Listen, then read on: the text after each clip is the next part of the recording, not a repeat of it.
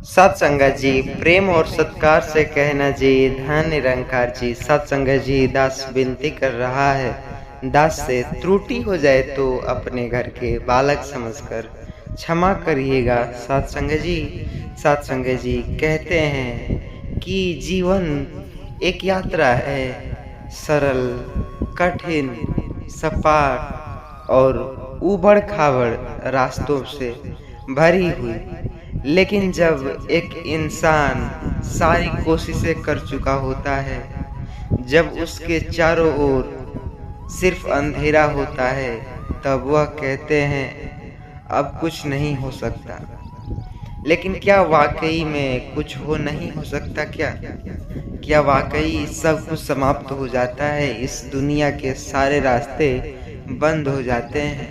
नहीं, वहीं से शुरू होती है निरंकार की लीला। जब इंसान हार मान लेता है सत्संगत जी, तो ईश्वर आगे आते हैं। यह एक ऐसी कहानी की वीडियो में आपको लेकर के चलूँगा कि जब सारे रास्ते बंद हो जाते हैं, तब एक रास्ता खुलता है जो इंसानों की आँखों से नहीं, उसकी श्रद्धा से दिखता है। सत्संगत, आइए कहानी में आपको चौंकाएगी, रुलाएगी, लेकिन आपको साक्षात भी कराएगी। यह कहानी आपको झकझोर कर रख देगी। अब कभी मत कहिएगा कि कोई रास्ता नहीं बचा है। आइए सत्संगत जी कहानी की ओर बढ़ते हैं, जिस कहानी को आपको पूरा सुनना होगा। चैनल पर नए होंगे सब्सक्राइब जरूर से करिएगा। मात्र आपको इस वीडियो को पूरा देखने से आप वह ज्ञान प्राप्त कर सकते हैं जो सभी उलझन में फंसे रहते हैं कि रास्ते अगर है या नहीं है। उत्तर भारत के एक बड़ा भूरापुर में एक गरीब किसान रहता, रामस्वरूप। उसके पास मात्र 1 बीघा जमीन, 1 गाय और एक मिट्टी का छोटा सा घर। पत्नी बीमार थी, बेटे की शादी लटक रही थी और बेटा शराबी हो गया था। जो बेटी की शादी अब करने ही वाली थे और बेटा जो शराबी हो गया था, खेतों से 2 वक्त की रोटी मुश्किल से मिल पाते। ऊपर से लगातार 3 दिन से बारिश नहीं हुई थी, जमीन बंजर हो चुकी थी।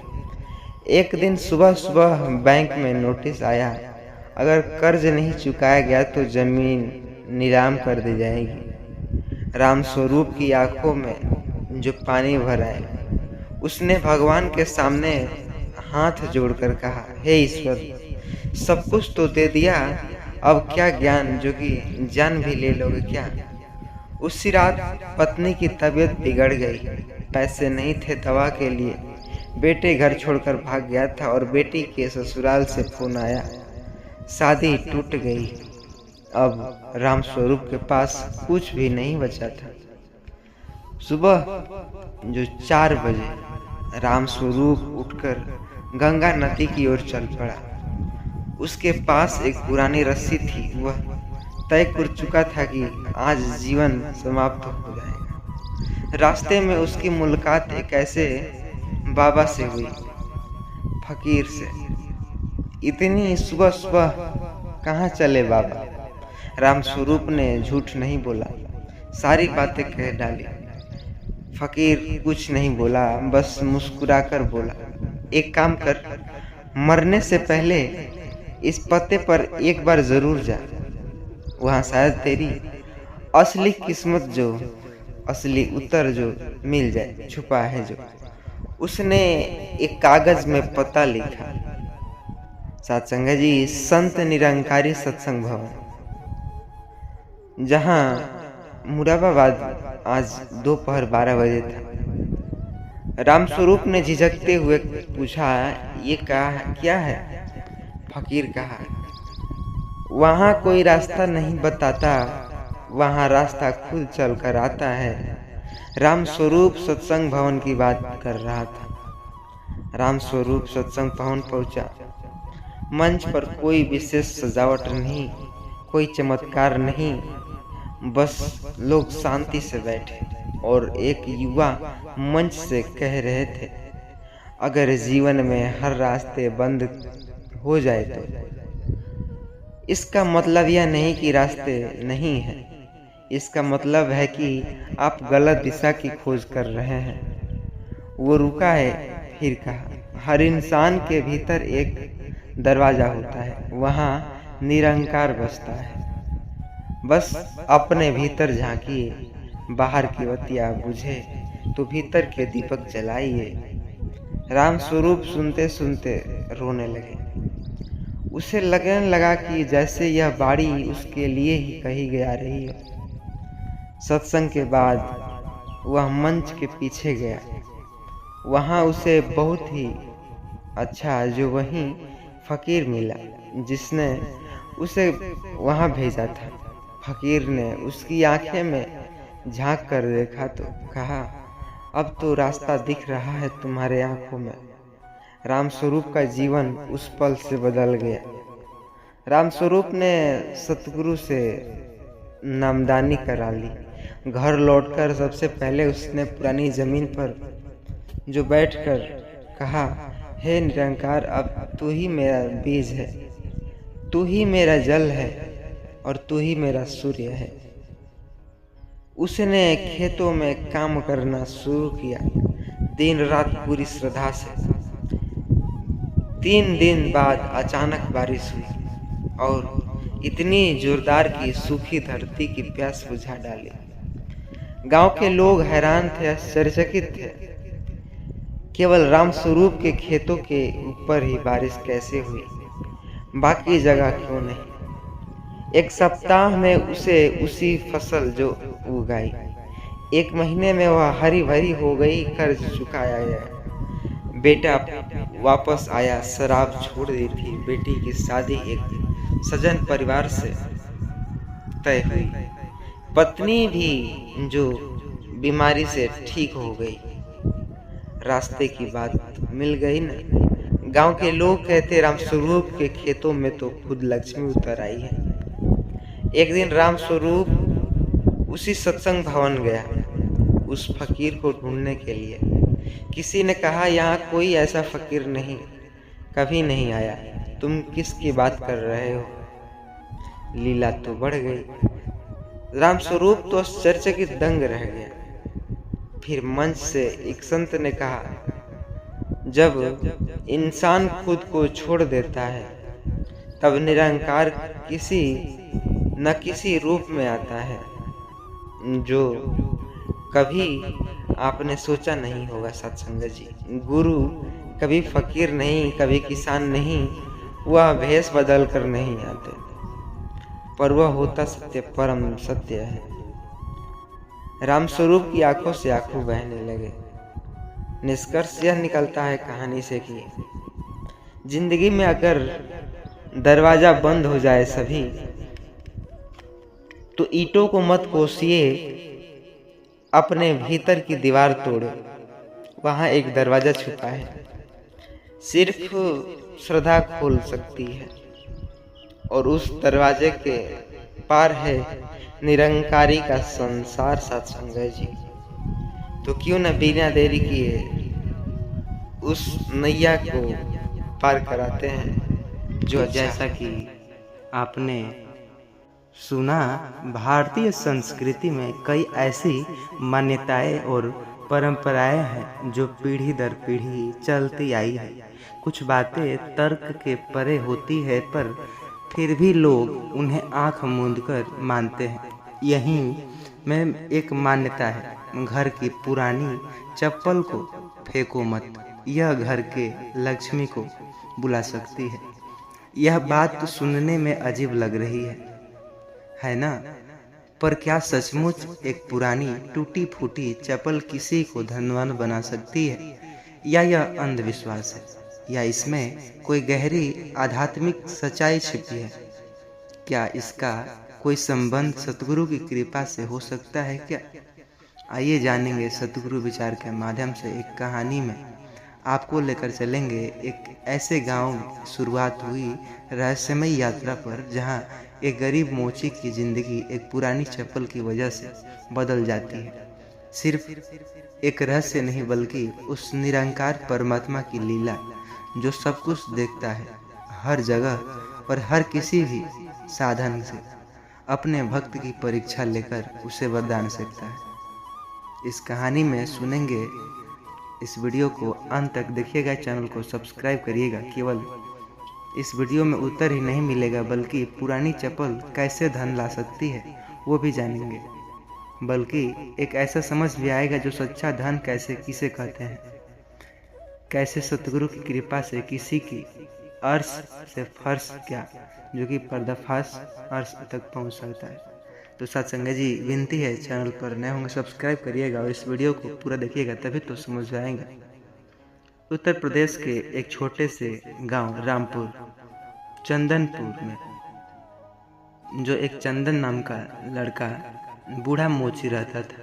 उसका नाम रामदीन, उम्र 65 पार चुका था, लेकिन अभी भी सड़क किनारे पीपल के पेड़ के नीचे बैठकर लोगों की चप्पलें जूते सिलता था। रामदीन का जीवन बेहद ठीक था। उसका बेटा हरिद्वार चला गया था और वहाँ नौकरी के लिए भटक रहा था। बहू और पोता गांव में ही रहते थे, लेकिन गरीबी के चलते 2 वक्त की रोटी भी मुश्किल से मिलती थी। एक दिन रामदीन की दुकान पर एक साधारण दिखने वाला आदमी आया। उसके पाँव में टूटी चप्पल जो कि दिखी। बाबा, ये चप्पल सिल देंगे क्या? उस आदमी ने पूछा। रामदीन ने चप्पल को गौर से देखा। पूरी तरह से घिस चुकी थी। आमतौर पर वह ऐसी चप्पल को फेंकने की सलाह देता, लेकिन आज कुछ अजीब बात थी। उसने चप्पल अपने हाथ में ले ली और एक अजीब सी ऊर्जा महसूस की। रामदीन बोला, भैया, इससे तो नई चप्पल की सस्ती पड़ जाएगी, फिर भी सिल दूंगा। उस आदमी ने मुस्कुराकर कहा, बाबा, ये चप्पल मेरे बहुत जो कि खास है, इसमें से मेरा विश्वास है। रामदीन ने कुछ नहीं कहा और चुपचाप सिलाई करने लगा। सिलाई करनी जो कि पूरी करने के बाद उस आत्मा से कहा, आपने मेरी चप्पल नहीं, मेरी श्रद्धा को सिला है, इसका फल मिलेगा आपको। रामदीन चौंका, मतलब क्या है?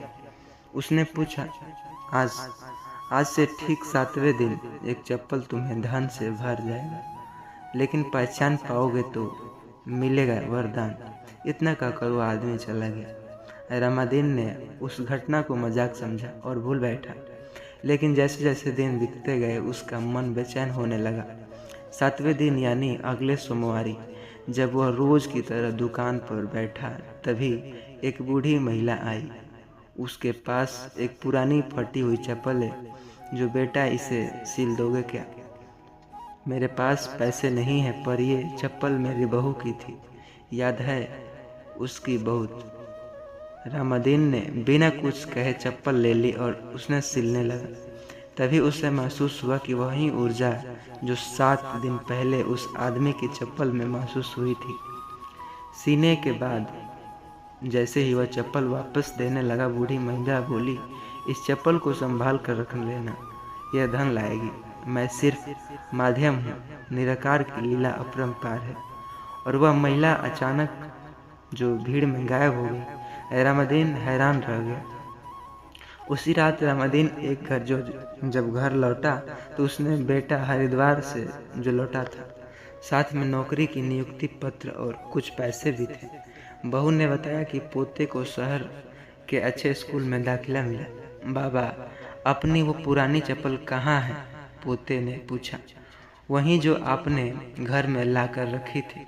मुझे रात को सपने में एक बाबा ने कहा कि उसे पूजा के स्थान पर रख देना। रामदीन चौंका, बोला, कौन बाबा? वहीं जिन्होंने मुझसे कहा कि जिस घर में सेवा और संतोष है, वही टूटी चप्पल भी लक्ष्मी बन जाती है। रामदीन के आंखों में आंसू थे। कुछ दिनों बाद जो पास के शहर में सतगुरु बाबा हरदेव सिंह जी महाराज का सत्संग हो रहा था। रामदीन पूरे परिवार सहित वहां पहुंचा। सतगुरु मंच से कह रहे थे, निराकार हर जगह है, वह किसी टूटी चप्पल में भी अपनी कृपा कर सकता है, पर सच्ची श्रद्धा होनी चाहिए। जीवन में यदि वे सेवा, संतोष और स्वयं है तो टूटी चीजें भी वरदान बन जाती है। रामादीन की आंखें भर आई। उसे समझ आया कि जो चप्पल उसके हाथों में सिली गई थी वह कोई साधारण वस्तु नहीं थी। वह उसकी श्रद्धा, उसकी विनम्रता और सतगुरु की कृपा का प्रतीक थी। साथ संगत जी, निष्कर्ष यह निकलता है कहानी से कि क्या पुरानी चप्पल वाकई में किसी को धनवान बना सकती है? नहीं, अगर आप इसे सिर्फ एक वस्तु के रूप में देखेंगे तो।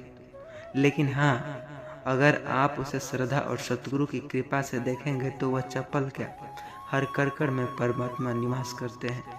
एक सूखी रोटी भी वरदान बन सकती है। सच्चा धन वही है जहाँ मन में संतोष हो, परिवार में प्रेम हो और जीवन में निरंकारी का बोध हो। सत्संग जी, प्रेम और सत्कार से कहना जी, धन निरंकार जी। आशा करता हूँ यह वीडियो आपको दिल को छू ली होगी। चैनल पर नए होंगे सब्सक्राइब करिएगा और लाइक करिएगा। आपको कैसा लगा और अपनी राय कमेंट में ज़रूर देखिएगा और दीजिएगा, और साथ ही कमेंट में धन निरंकार जरूर लिखिएगा। सत्संग जी, प्रेम और सत्कार से कहना जी, धन निरंकार जी। सत्संग जी, निर्जला एकादशी नाम तो सुना ही होगा, लेकिन क्या आप जानते हैं 6 जून को निर्जला एकादशी है। एक ऐसा व्रत जिसे सबसे कठिन माना जाता है, क्योंकि इसमें जल तक ग्रहण नहीं किया जाता। कहते हैं इस दिन अगर आपने वह खास चीज़ खा ली तो माता लक्ष्मी तुरंत आपके घर दस्तक देती हैं। पर यह क्या सच है? सत्संग जी, अगर आपको कोई कहे कि 6 जून निर्जला एकादशी पर सिर्फ एक चीज़ खा लो और आपकी किस्मत एक ही रात में बदल जाएगी, तो क्या आप मानेंगे? गांव में एक आदमी ने ये चीज़ खाई। अगले दिन उसके दरवाजे पर नोटों की बारिश हो रही, लेकिन 3 दिन बाद उसका ऐसा बुरा हाल हुआ, पूरा गांव कांप उठा। क्या था उस चीज़ में, और असल में किसने उसका भाग्य बदला?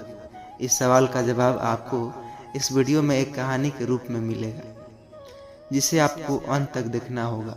सच्चाई आज जान कर रहेंगे निरंकारी विचार के माध्यम से। सत्संग जी, इसलिए विनती है आपसे चैनल को सब्सक्राइब करें और हाँ, इस वीडियो को पूरा देखें।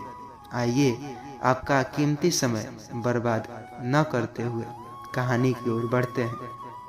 उत्तर प्रदेश के बाराबंकी जिले का जो कि एक गांव था जमुईपुर, एक शांत जगह जहां जीवन बहुत धीमी गति से चलता था। लेकिन हर साल जब निर्जला एकादशी आता, गांव में मानो बिजली सी दौड़ जाती।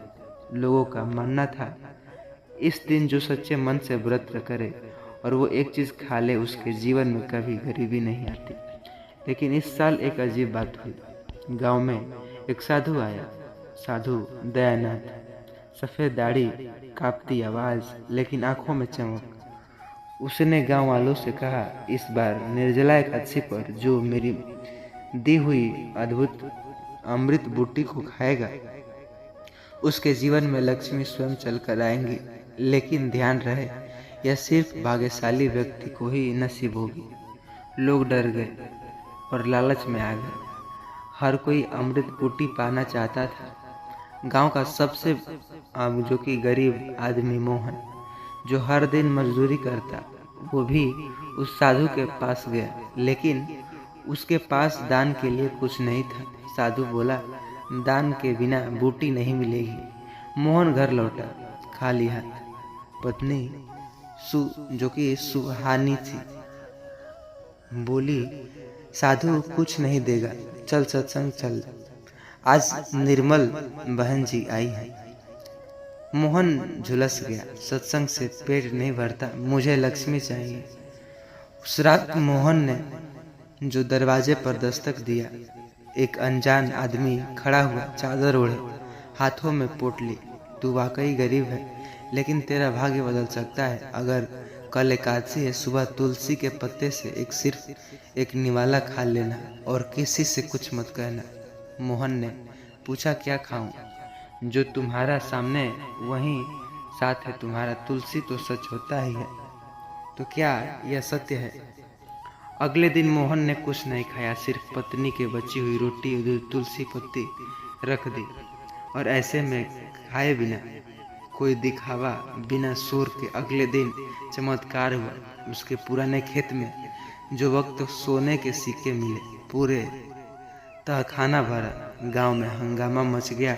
मोहन को खजाना मिल गया। लोग दौड़े साधु दयानंद के पास, हमें भी वो अमृत दो। लोगों को यह बात अपच नहीं हुई। व्रत रखे, खूब दिखावा किया, लेकिन रामू का बैल अचानक से मर।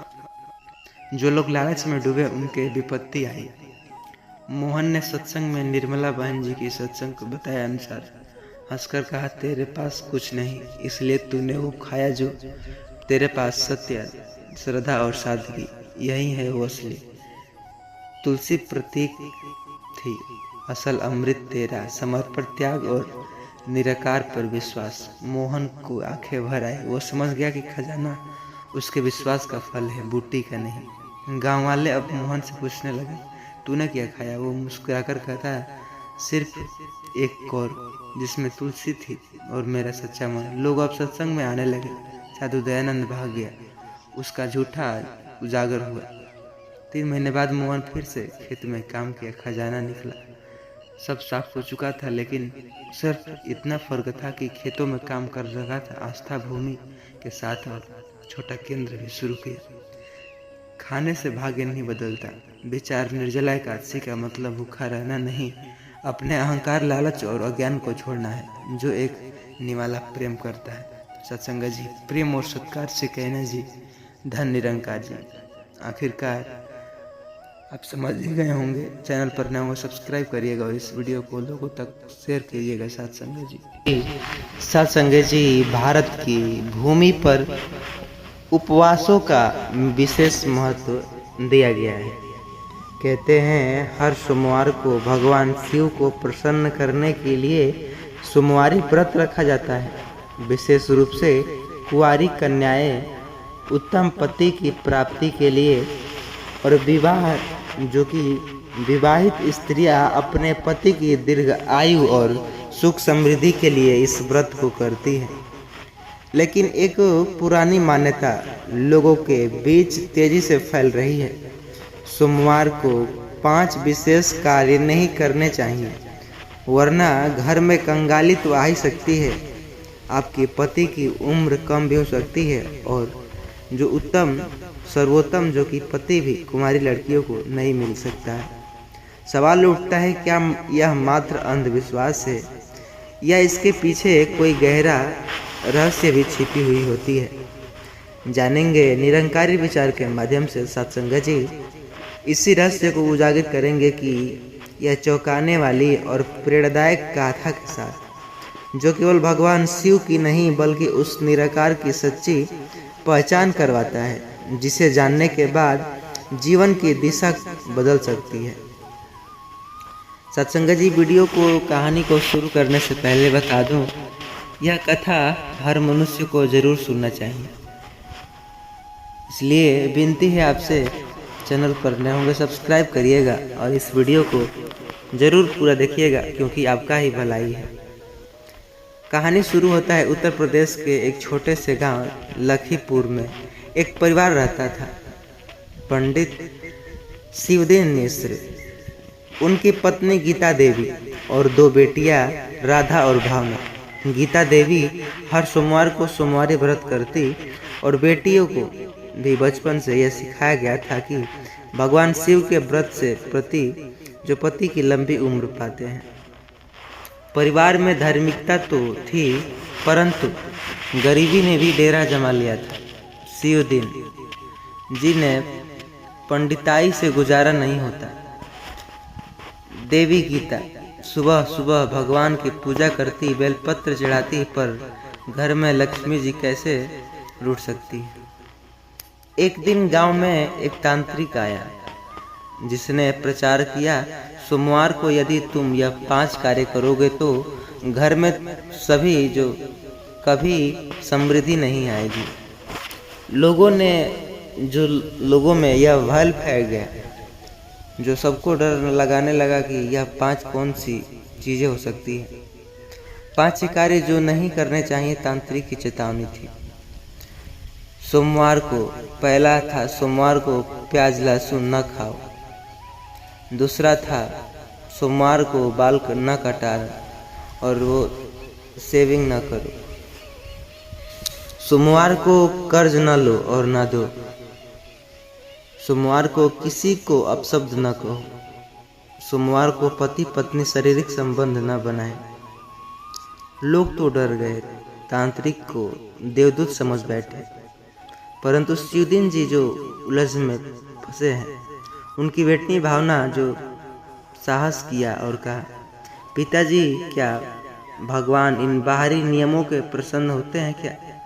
क्या निराकार कोई मूर्त या दिन विशेष का बंदी है? अक्सर सत्संग जी आपने भी सुना होगा, संडे को ये नहीं किया जाता है, मंडे को ये नहीं किया जाता है, तो बृहस्पतिवार को नाखून नहीं काटने चाहिए, तो शनिवार को हेयर नहीं कराने चाहिए। इस तरह भी आपने सुना ही होगा, पर क्या सच्चाई है? सत्संग विचार में क्या मिलता है, आइए समझते हैं। यहीं से शुरू होता है सत्संग का मोड़, निरंकारी मिशन से मिलन। भावना को एक दिन एक सत्संगी जो महिला मिली, सरला बहन, उन्होंने भावना को संत निरंकारी मिशन के सत्संग में आने के लिए कहा। वहाँ मंच से एक विचार गूंज रहा था, भगवान दीन व्रत खाने पीने से नहीं, सच्ची भावना और ज्ञान से प्रसन्न होते हैं। जब तक हम निराकार को जान नहीं लेते, तब तक सारे कर्म अधूरे हैं। भगवान को उत्तर मिला, अगले सोमवार वह न केवल व्रत रखती बल्कि सच्चे भाव से निराकार को जानने का प्रयास करती, और तभी उनके जीवन में चमत्कार शुरू होता।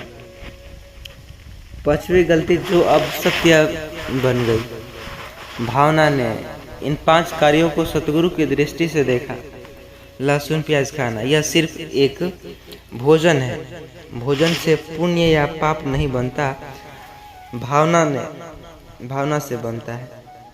बाल कटवाना, सफाई एक अच्छा कर्म है। भगवान जो गंदगी से नहीं, मन की शुद्धता से नफरत करते हैं। कर्ज का लेन देन यह जीवन का हिस्सा है, पर ईमानदारी नहीं तो यही पाप बनता है। किसी को अपशब्द कहना, यह वास्तव में गलत है, लेकिन सिर्फ सोमवार को क्यों, हर दिन हमें किसी को अपशब्द नहीं करना चाहिए। शारीरिक संबंध, यदि जो परमेश्वर और मर्यादा के साथ है तो यह पवित्र है। शरीर नहीं, मन की पवित्रता जरूरी है। चमत्कार या चेतना, धीरे धीरे उसके घर की हालत सुधरने लगी। पंडित शिवदिन ने भी सत्संग में जाना निश्चय किया। उन्हें समझ आया कि भगवान को भोग नहीं चाहिए, अनुभव चाहिए। गीता देवी ने स्वीकारा कि सच्चा उपवास वह है जिसमें मन का अहंकार मिट जाए। गांव वाले हैरान थे, कंगाल कहे जाने वाले घर अब कैसे बदलेंगे। तब भावना ने एक सत्संग में बोला, सोमवारी व्रत से गरीबी दूर होती है या नहीं ये नहीं कह सकते, लेकिन निराकार को जानने के बाद गरीब रहना संभव है। गरीबी धन की नहीं, सोच की होती है, और सतगुरु वह सोच बदल देता है। निष्कर्ष यह निकलता है कहानी से कि क्या बेवफा जो कि वाकई सोमवारी व्रत के दिन 5 काम न करे, लक्ष्मी जी रुष्ट हो जाती हैं? नहीं, सच्चाई यह है कि भगवान नियमों के बंधन में है। व्रत बाहर का नहीं, भीतर का हो, और सच्चा लाभ तब होगा जब हम निराकार होंगे, जान लेंगे उन्हें, निरंकार को। रंग रूप और कर्म से जीवन में परिवर्तन आता है। जब निराकार जीवन में आता है तो हर वो दिन शिवरात्रि बन जाता है, हर दिन सोमवारी, और हर दिन स्वयं लक्ष्मी चली आती है। आशा करता हूँ यह वीडियो आपको पसंद आई होगी। चैनल पर नए होंगे सब्सक्राइब जरूर से करिए।